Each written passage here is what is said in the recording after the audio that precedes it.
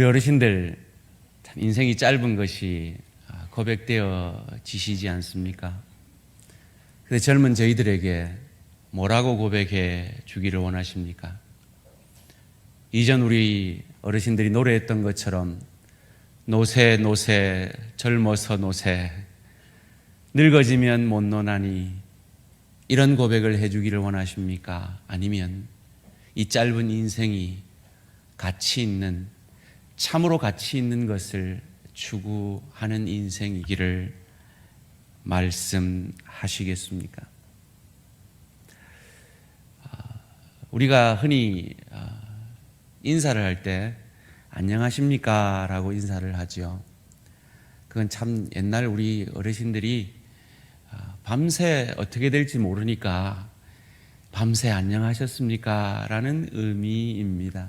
마치 영국 사람들은 날씨가 늘 흐리고 하기 때문에 맑은 날이 오면 너무 좋아서 굿 모닝이라고 인사를 했듯이 말이죠. 예수님 당시에 이스라엘 사람들은 만나면 이렇게 인사를 했습니다. 샬롬이라고 말이죠. 여러분 한번 옆에 분과 한번 이렇게 인사해 볼까요? 샬롬. 평안하냐라는 의미입니다. 사랑하는 성도님들, 특별히 이 자리에 함께 하신 우리 가족 초청 주일에 초청되신 우리 귀한 VIP님들 평안하십니까? 여러분 마음에 정말 시간과 공간과 환경과 형편처지를 초월하는 평안이 있으십니까? 그럼 그 평안은 어떻게 얻을 수가 있는 것일까요? 제가 지난 주일에도 말씀을 드렸는데 어떤 한 드라마에서 한 여주인공이 경기도에서 서울로 출근하는 그 길에 저 멀리 어느 상가교회에 이 전도하는 전광판을 보게 되고 그 전광판이 위로가 되어지는 장면이 하나 나왔습니다. 근데 제가 이것을 보고 피식하고 실소를 했습니다. 왜냐하면 그것을 더 자세히 보니까요, 그 밑에 이런 구절이 있었습니다. 우리가 방금 읽은 구절이죠. 예수께서 곧 그들에게 말씀하여 이르시되 안심하라, 내니 두려워하지 말라. 이 구절과 오늘 당신에게 좋은 일이 있을 겁니다라는 구절이 너무 말이 안 되는 매치라 제가 실소를 금할 수가 없었습니다. 그런데 가만히 다시 생각해 보니까요, 전혀 틀린 말이 아닌 것 같기도 합니다. 제가 왜 실소를 금할 수 없었는가 하면, 여러분 방금 읽으셨잖아요. 지금 이 마가복음 5장 50절에 6장 50절에 이 말의 배경이 무엇입니까?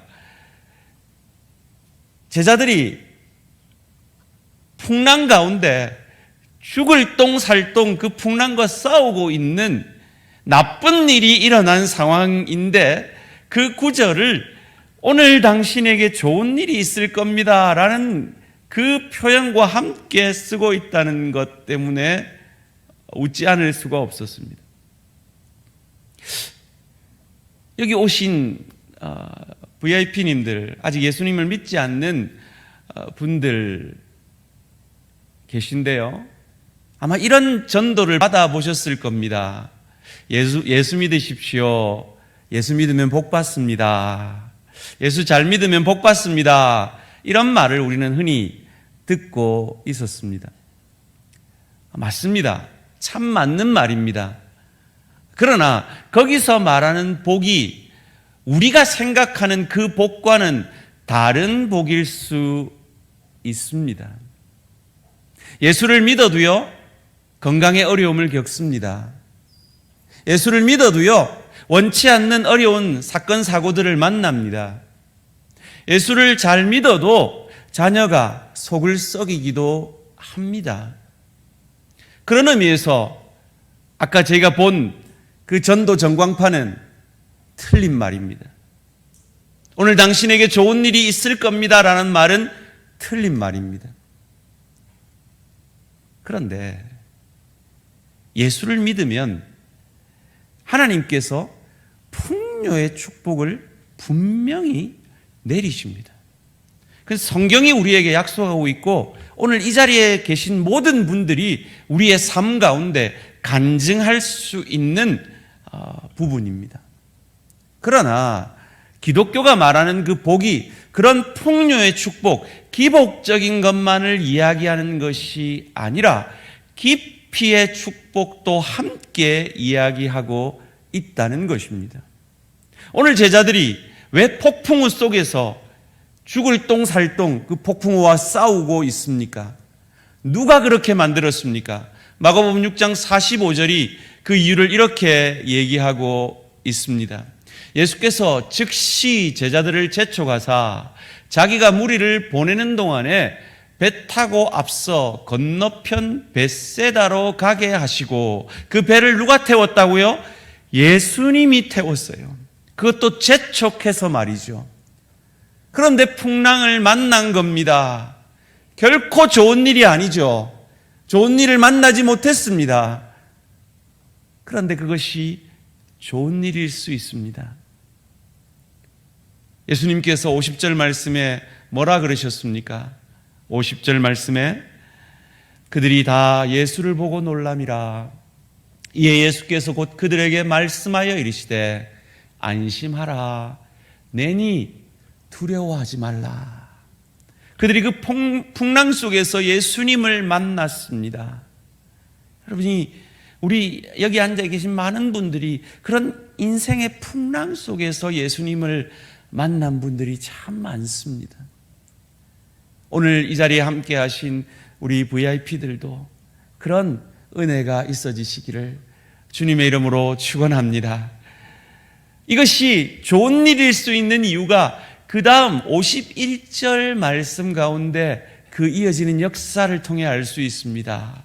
예수님이 배에 올라 그들에게 가시니 바람이 그치는지라. 제자들이 마음에 심히 놀라니. 여기서 그냥 배에 올라라고 되어 있는데요, 원문의 뜻은 등산하다라는 뜻을 갖고 있습니다.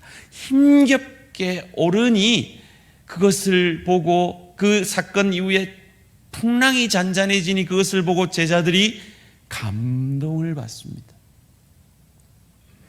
이것이 예수 믿는 하나님의 사람들에게 일어나는 좋은 일입니다. 여러분의 인생에 파도가 있으십니까? 예수를 믿으십시오. 예수를 여러분의 인생의 배 안에 초대하십시오. 그러면 풍랑이 잔잔해지는 축복이 있어지실 것입니다. 더 나아가서 그보다 더 놀라운 사실은 풍랑은 여전한데, 인생의 파고는 여전한데 내 마음이 이유를 알 수 없는 평안을 누리게 될 것입니다. 그래서 제가 그 전광판을 보면서 오늘 당신에게 좋은 일이 있을 겁니다 라는 그 말이 참 우습게도 보이지만 의미 있게도 여겨진 것입니다. 소원합니다. 인생의 풍랑 가운데 있는 우리 모든 성도님들의 마음 가운데 하늘에는 영광이요 땅에서는 기뻐하심을 입은 사람들 가운데 약속하신 그리스도로 예수로 말미암은 평강이 넘치시기를 주님의 이름으로 축원합니다. 오늘 제목이 뭐였는지 기억나십니까?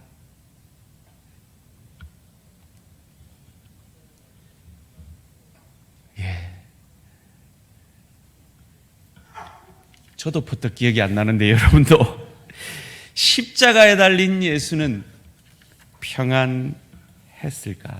사실 이건 제가 참 좋아하는 어느 목사님이 쓰신 칼럼의 제목입니다.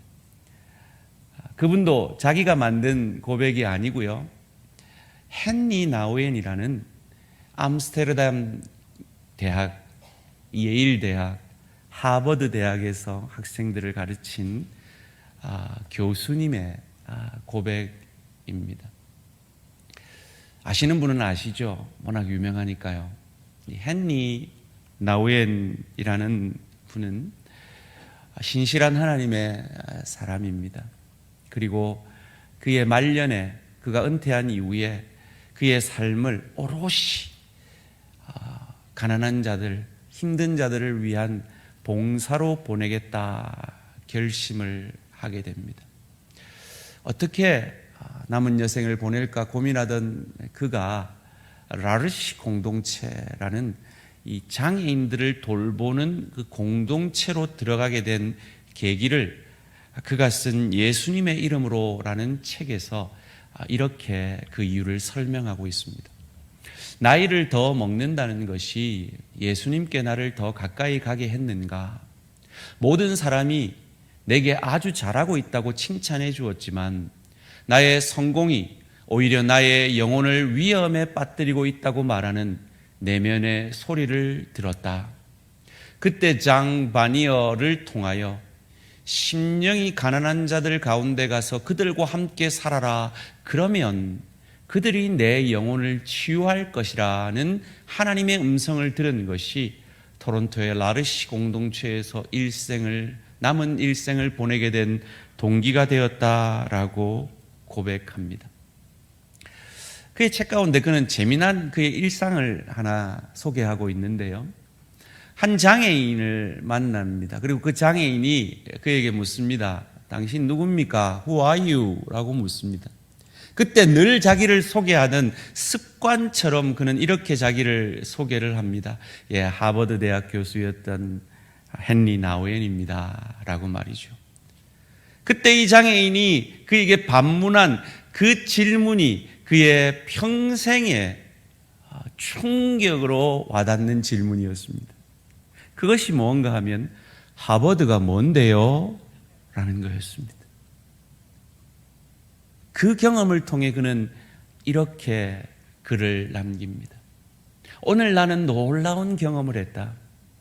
이 사람들은 내가 하버드대 교수인 것과 많은 업적을 세운 것을 알지 못하고 관심도 없었다. 이곳에서 나는 그저 헨리 나우엔일 뿐이다.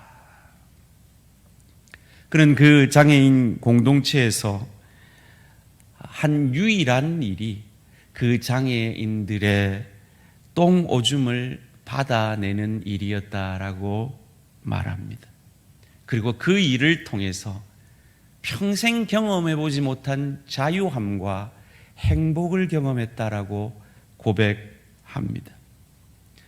그는 그 공동체 안에 또 다른 작은 공동체, 데이브레이크 공동체라는 그 공동체에서 6명의 장애인과 3명의 그 돕는 발런티어들과 함께, 봉사자들과 함께 가정생활을 합니다. 그들을 밤낮으로 돌보면서 그에게 이런 질문이 일어났다라고 합니다. 이런 불쌍한 사람들, 이 불쌍한 식구들에게 그리스도의 평안이 있을까라고 말이죠. 소위 말해 정상인이라고 말하는 우리들이 누리는 그 평안이 저 정신적으로 육신적으로 연약한 저들에게도 있을까라는 질문을 하게 됩니다. 그리고 그 질문은 그에게 오히려 충격적인 답을 줍니다.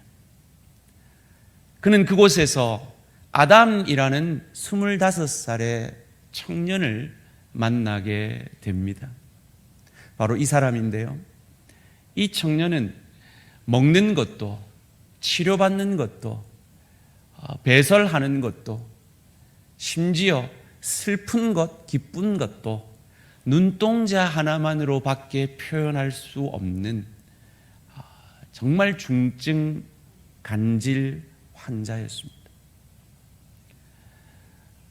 그가 간질 증세가 오면 온몸을 사시나무 들듯이 들면서 점점 더 그 병세가 악화되어져 가고 그의 뒤틀려져 가는 몸을 보면서 그는 묻습니다. 십자가에 달린 예수는 과연 평안했을까라고 말이죠. 우린 예수님을 평화의 왕이라고 말합니다. 그분이 오신 이유는 하늘에는 영광이요 땅에서는 기뻐하심을 입은 사람들 가운데 평안을 주시기 위해 오셨다라고 말합니다. 우리에게 그 평화를 주시기 위해 그가 십자가에 달려 죽어갈 때 그는 정말 평안했을까라는 질문을 헨리 나우에는 던집니다. 그리고 그 질문의 답을 간질로 사시나무 떨듯이 떠는 그 아담에게서 자기가 할 수 있는 것은 아무것도 없이 먹을 때도 배설할 때도 치료를 받을 때도 자기에게 모든 것을 맡기고 눈동자만 반짝거리고 있는 이 아담에게서 그는 예수를 만납니다. 그는 이렇게 그의 글에서 고백합니다. 더 이상 자신의 힘으로는 아무것도 스스로 할 수 없으신 분, 모든 것을 하나님께 맡겨버린 분, 두 팔을 벌리고 가슴을 벌려 자신이 가진 모든 것을 인류를 위해 다 포기해 버리신 분, 그 누구와 경쟁할 필요도 없고 그 누구보다 많이 가져야 할 필요도 없고 그 누구보다 높아져야 할 필요도 없으신 분, 자신이 할 수 있고 얻을 수 있는 그 모든 것을 철저하게 포기하신 분, 심지어 자신의 목마름조차 해결할 수 없었고 사랑하는 어머니를 보면서도 눈물 한 번 닦아줄 수 없었던 그분, 예수님은 가장 연약한 모습으로, 가장 비참한 모습으로, 가장 가진 것 없는 모습으로, 가장 능력 없는 모습으로 우리의 평화의 왕, 평화의 주가 되십니다 라고 말이죠. 왜 하나님이신 예수님이 이와 같이 되어지셨습니까? 바로 영적 아담인 저와 여러분에게 참 평화를, 참 평안을 주시기 위함이었음을 믿으시기를 주님의 이름으로 축원합니다. 그 칼럼에서 이런 고백이 있습니다. 나우에는 무엇인가 선한 일을 이뤄보겠다고 장애인들을 찾은 자신 앞에 사지를 벌리고 자신의 무능력을 드러내놓은 예수님을 만난 것입니다. 모든 것을 개방하고 모든 것을 맡긴 채 평온한 눈빛으로 오직 자신만을 묵묵히 바라보는 청년 예수를 만났습니다. 모든 것을 의탁할 수밖에 없었고 그 의탁함에 대해 부끄러워하지도 주저하지도 않는 자유로운 아담을 보면서 오히려 주님께 모든 것을 의탁하지 못하고 자기 손으로 붙들고는 한없이 불안에 떨고 있는 불쌍한 헨리 나우엔 자신의 모습을 발견하게 된 것입니다. 여러분은 어떠십니까? 여러분에게는 참 평안이 있으십니까? 이 아담은 영적 아담과 같은 우리에게 이렇게 묻습니다. 예수님께 내 죄를, 내 모든 것을 의탁하는 것은 미안한 일이 아니지 않냐고. 그리고 아담은, 영적 아담인 우리에게 이렇게 또한 묻습니다. 모든 일의 주권을 이 아담처럼 그를 돕는 헨리 나우엔에게 다 맡겨드리는, 그처럼 예수님께 다 맡겨드리는 것은 염치 없는 일이 아니지 않냐고. 이 아담은, 영적 아담인 우리에게 또 묻습니다. 나의 모든 삶을 날 구원하신 주께 열어드리고 내 주여 뜻대로 행하시옵소서라고 고백하며 주님 앞에 나아가는 사람은 그를 무능하다고 쓸모없다고 말하지 않지 않느냐고 말이죠. 어쩌면 내 모든 삶의 어떤 부분을 내가 도저히 포기할 수 없어서 날 위해 죽으신 그분이 아니라 내가 그 모든 것을 지고 신음하고 걱정하고 염려하면서 끙끙거리며 인생길을 걸어가고 있는 내가 오히려 주님께 미안한 일이 아니냐고 아담은 우리에게 묻고 있습니다. 그리고 아담은 영적 아담인 우리에게 이렇게 묻습니다. 정말 우리 주님이 원하는 것은 내가 뭔가 주님을 위해 더 하는 것이 아니라 내 모든 것을 주님 앞에 맡기고 내려놓은 그 아담과 같은 삶을 사는 것이 아닐까라고 묻고 있습니다. 그 아담을 통해 영적 아담인 자신의 모습을 보면서 헨리 나우에는 그가 평안을 신학교에서 가르쳤지만 그 평안이 자기에게는 없었음을 고백하며 그 아담의 모습을 통해 그 자신을 부끄러움 없이 다 내어놓으신 십자가상에서 벌거벗겨진 채 가장 연약한 모습으로 아무것도 가지지 않은 모습으로 가장 불쌍한 모습으로 십자가에 달려 죽은 그분이 사실은 천군 천사를 동원하여서 자기를 죽이려는 그들을 멸하실 수 있었던 하나님이셨지만 자신이 죽어짐으로 자신이 우리 인류의 죄를 지고 죽어지심으로 그리고 사흘 만에 부활하심으로 인류가 도저히 가질 수 없는 죄 때문에 누릴 수 없는 그 참 평안을 우리 인류에게 저와 여러분에게 주시기 위함이었음을 깨닫고 비로소 참 평안을 누리게 되었다라고 고백하고 있습니다. 여러분은 어떠십니까? 사단은 세상은 끊임없이 우리를 유혹합니다. 이렇게 유혹합니다. 세상은 끊임없이 우리에게 안전한 삶을 살 것을 요구합니다. 그리고 그 안전한 삶을 위해서 네가 해야 할 일이, 더 가져야 할 일이, 더 누려야 할 일이 많지 않느냐라고 유혹하며 참 평안을 외면하게 만듭니다. 계속해서 우리에게 묻습니다. 너는 과연 안전하냐? 너의 미래는 보장되어 있느냐? 너의 가정은 안전하냐? 더 가져야 되지 않느냐? 더 추구해야 되지 않느냐? 더 누려야 되지 않느냐? 더 악독하게, 더 독하게 살아내고 이겨야 되지 않느냐라고 유혹합니다.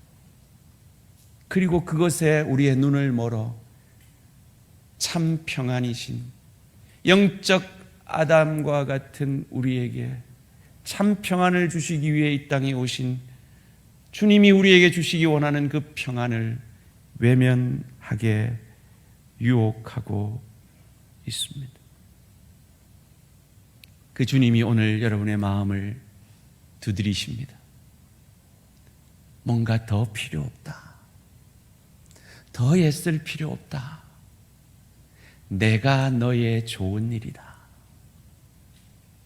나를 내 마음의 왕자에 받아들일 때, 나를 내 인생의 배에 모셔드릴 때 풍랑이 잔잔하여지고 그 풍랑은, 그 인생의 풍랑은 여전할지라도 네 마음에 참 평화가 찾아올 것이다 라고 여러분의 마음의 문을 두드리고 계십니다. 그리고 주님이 우리에게 이렇게 말씀하십니다. 수고하고 무거운 짐진 자들아, 다 내게로 오라. 내가 너희를 쉬게 하리라.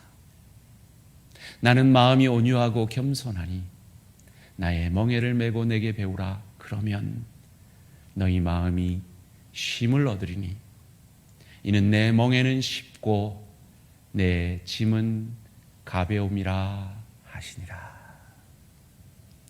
이 예수를 여러분의 인생의 배에 모셔드리시기 바랍니다. 그래야하면 여러분의 인생의 파도가 잔잔하여질 것입니다. 그 인생의 파도는 여전할지라도 그 파도 가운데 주무셨던 예수님의 그 평안이 여러분의 것이 되어질 것입니다. 1996년 하나님의 사랑받는 아담이라는 이 책을 헨리 나우에는 완성합니다. 그리고 그의 2월에 아담은 평안한 가운데 주님께로 돌아갑니다. 그리고 그의 9월에 헨리 나우엔도 마치 자신의 할 일을 다 마쳤다는 듯 평안한 가운데 죽음을 맞이합니다. 인간이 가장 두려웠던 죽음 앞에서조차도 평안하게 하시는 이것이 그리스도 예수의 복음의 능력임을 믿으시기를 주님의 이름으로 축원합니다. 요즘 저를 보는 분들이 목사님 예배 써요, 걱정을 많이 하십니다. 그런데 정말 저는 이 가정의 어려움 가운데서도 하나님이 주신 그 평안을 누리고 있거든요. 근데 제 마음과 달리 몸이 그걸 느끼는 것 같습니다. 하나님이 주시는 평안은 그런 평안입니다. 감히 저와 비교할 수 없는 평안의 역사를 소개하고 오늘 말씀을 맺을까 합니다.